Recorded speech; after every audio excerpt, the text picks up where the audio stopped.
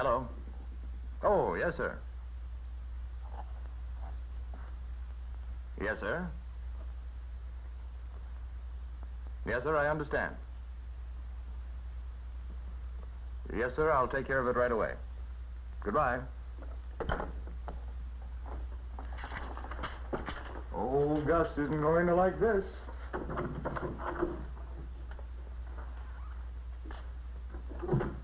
Gus?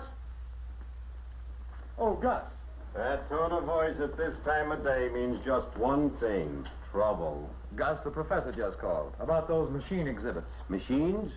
You know, in those boxes he asked you to store in the north wing. Oh, those. Well, tell the prof to relax. They're all stored away. Oh, that's too bad. Huh? I said that's too bad. He now wants them set up in the south wing. The south wing? And before the museum opens in the morning. All the way to the other end of the building. I'm sorry, Gus. Another short notice tour. A mechanical engineer is bringing in a group of high school students first thing tomorrow. They'd like those exhibits for it. Okay. Who you got to help? I'm afraid everyone else is gone, Gus. That leaves just you and me, huh? Sorry. Committee meeting tonight. Absolutely essential I be there. I'm sure of that. Now, here's what the professor wants. Just follow these instructions and you'll have no trouble. Thanks a lot, Gus. I have to hurry on now. Good night. Good night. Once again, old Gus is left holding the bag. Store 'em here, store 'em there. Move 'em to the north wing, move 'em to the south wing. Bunch of nonsense. What's so great about the mechanical engineering guys anyway? Machines. Lever.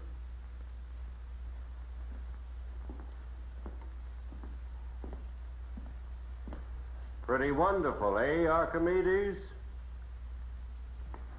Pretty ridiculous, if you ask me. Wheel and axle, it says. A pulley. Inclined plane.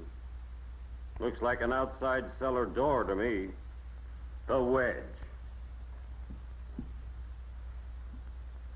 And the screw.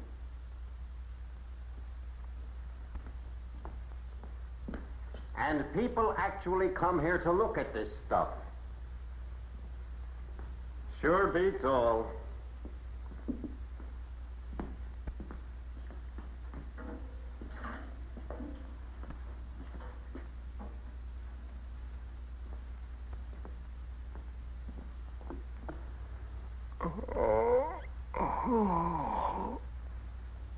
What was that? It's only me, Gus. It's just that I'm a little sensitive about that lever. I had to do something about it. Now, look here. You can't go running around like this. You're a statue. There's nothing to worry about, Gus. But statues don't do that sort of thing. Not in this museum, anyhow. The museum is closed. No, yes, but it opens at 9 in the morning. And if you're prancing around here when those fellows come... Oh, yes. The mechanical engineer and his high school students. Come on now. Back on your pedestal like a good statue, please. I was sort of a mechanical engineer myself, you know. Fact is, the principle of the lever was my discovery. Okay, anything you say. And now I'm afraid you don't appreciate the tremendous significance of these simple devices, Gus. Look, I just work here and... It's understandable. After all, it's not these machines, but what has come from them that is so amazing. Yes, Gus, even I am amazed the way mechanical engineers have taken these simple principles represented here, combined and adapted them to machines that do almost everything. You know, Gus, all machines, no matter how complicated, are a combination one way or the other of these elements. The lever, wheel and axle, pulley, inclined plane, wedge, and the screw. Yes, it's amazing when you stop and think about it.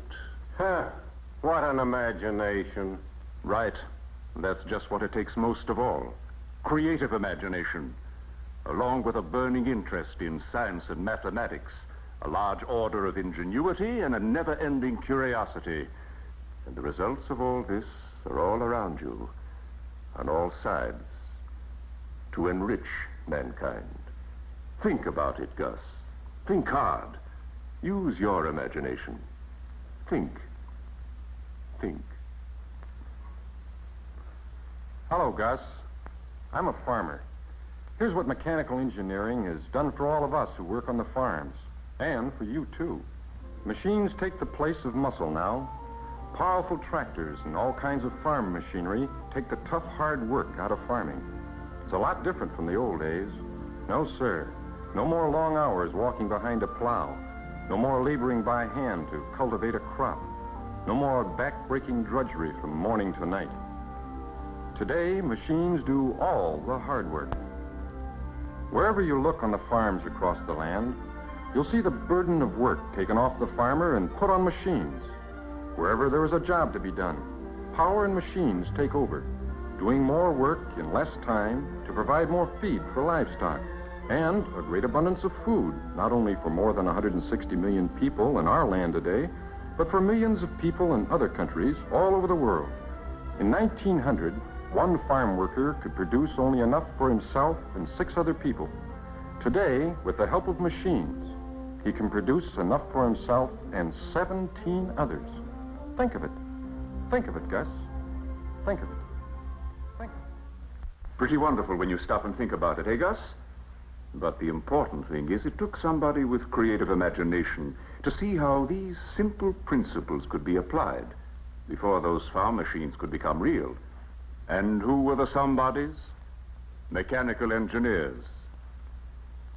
You've been married 30 years, haven't you, Gus? How'd you know that? Standing around as I do, I overhear a lot of things.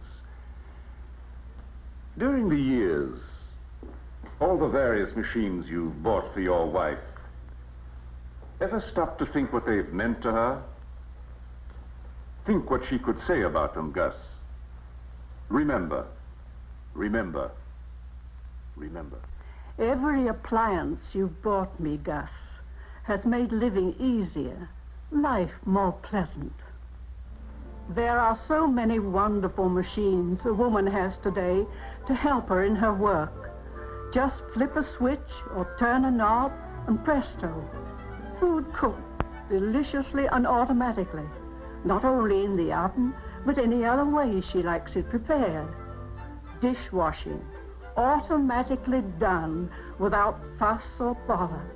And wash days, so simple now compared to the days when we were first married, Gus. No matter what the job is, there are machines to take the hard work out of it.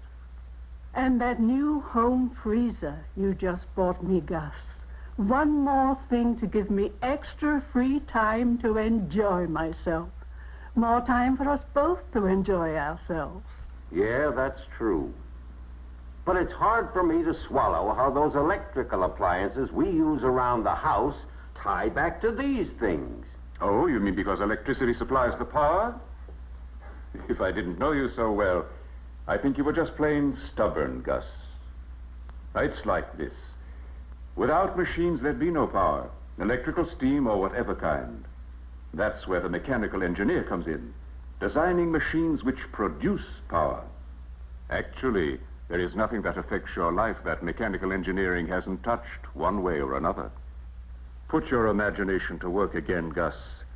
Let it run away with you, and you'll see for yourself. For instance, in steel plants, machines of many kinds. Giant furnaces that make thousands of kinds of special steel. Powerful rollers that squeeze and form the metal in various shapes other manufacturers use to produce something you seldom see, or some little thing everyone is familiar with. Because of machines, your food is better. There is more of it and in greater variety. Mechanical engineers have developed machinery for quick freezing foods in the field. And looking to the future, work is being done on the development of atomic isotopes along safe food preservation. Everywhere you look, there are machines, some of them almost human, that do many amazing things. You know, Gus, a long time ago, Leonardo da Vinci had an idea about flying machines. While his machines were practical, his ideas were too far ahead of the people and the times. And he worked alone. Today's progress comes from engineers working together, sharing their knowledge and effort in a way unknown in Da Vinci's time. There were no professional organizations like the American Society of Mechanical Engineers to stimulate such progress and understanding. As a result of those organizations, today, fast, safe-flying machines have reduced the whole world to a small neighborhood. Today, almost everyone in America enjoys his own personal transportation system. And businesses carry their wares to your own doorstep. To build these things, tools are needed. To design and build the machines that make tools, again, mechanical engineers are needed. So, when you travel about in your car, using all the mechanical advantages it affords, such as power steering, think of all the machines, the thousands of operations, large and small, that have come together to make your trip possible. And mechanical engineers have had a hand in every one of them. And good as your car may be today, even now there are young men with imagination who will create a car far better. This creative work never stops. There will always be engineers who conceive things, and what a man conceives, he can do. Think for a moment what a mechanical engineer might tell you about his job. Just imagine what he'd say, Gus. Our work is far-reaching, Gus. You find it everywhere. You see, it's our job to take raw materials, adapt them to useful forms, take natural forces, harness them to do man's work. Technically speaking, we design, build, and use apparatus that generates, transmits, and uses power. That just about covers the waterfront. For instance, you'll find the results of our work in powerful diesel or gas turbine engines working on the railroads, in the new types of power plants for propelling ships across the seas, and other mechanical devices that make it possible to reach the deep caverns of the earth for natural gas or oil, and do hundreds of other tremendous jobs necessary to carry the natural resources to the places where industry transforms them into useful things people need and enjoy. And there's hardly anything that mechanical engineering has not touched in some way. Giant shovels for mining iron ore, and massive loading apparatus to load ore into ships were once only ideas of an engineer. In great forests, timber is prepared for the wood industry, home construction, or for the things you like to make yourself. In every home, the result of mechanical engineering is on all sides. Controls for heating in winter, and air conditioning in summer. And the equipment itself would not have been possible without mechanical engineering.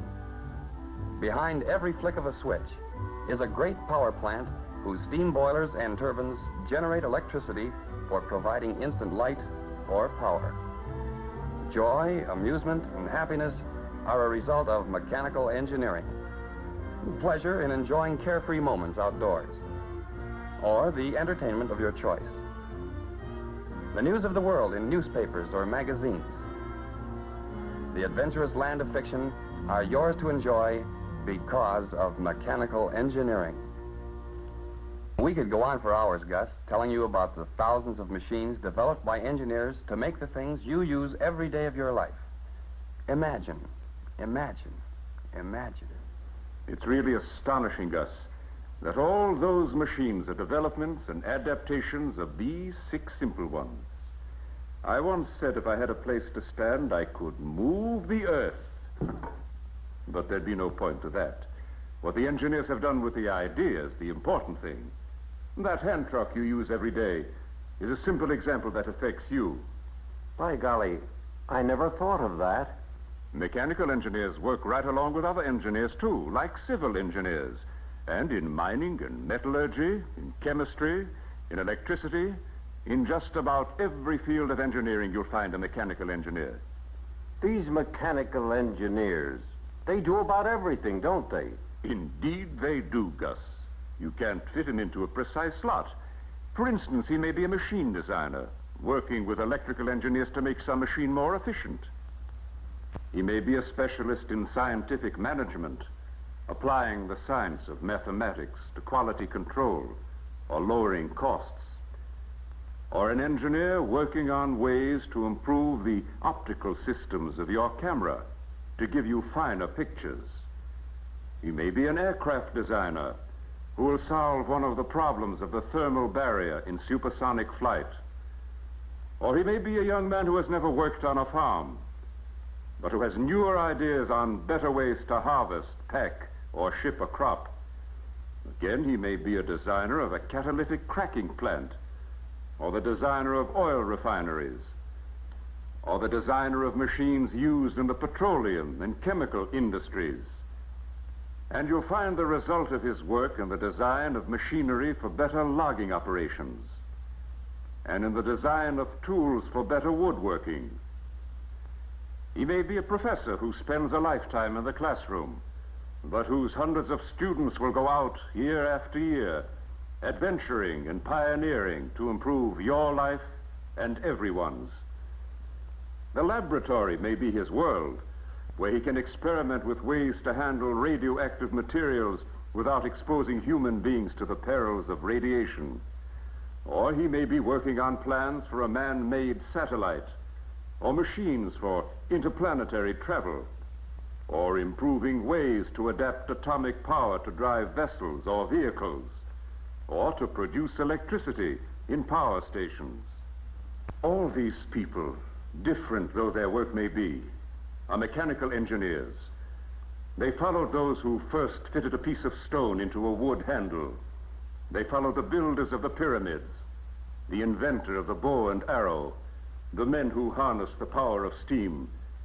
Don't you realize, Gus, the whole history of this land of yours is reflected in mechanical engineering, and that machines are responsible for your country's vast production effort, for all the things that make life worth living. If this keeps up, it won't be long before machines will do everything. Nobody will have work. No, Gus. Machines create jobs. Throughout the years, new machines have always meant newer and greater opportunities for people, and more people are at work because of them. The Conestoga wagon that carried a whole nation to the western skies. The cotton gin that released thousands from hard work and increased production many-fold. The steamboat that put James Watt's steam engine to work on the ocean. The first locomotive. The reaper. The sewing machine. The elevator. The air brake. The automobile. The linotype machine. The airplane. And thousands of other inventions. And now, the atom, from which will come developments that no one can foresee, and in which the mechanical engineer will play his part. Perhaps now you can understand why these simple machines are so important. They are the shining symbols of hope, security, and happiness for the future, for you and for the benefit of all. You know, I never realized just how much these things meant until now.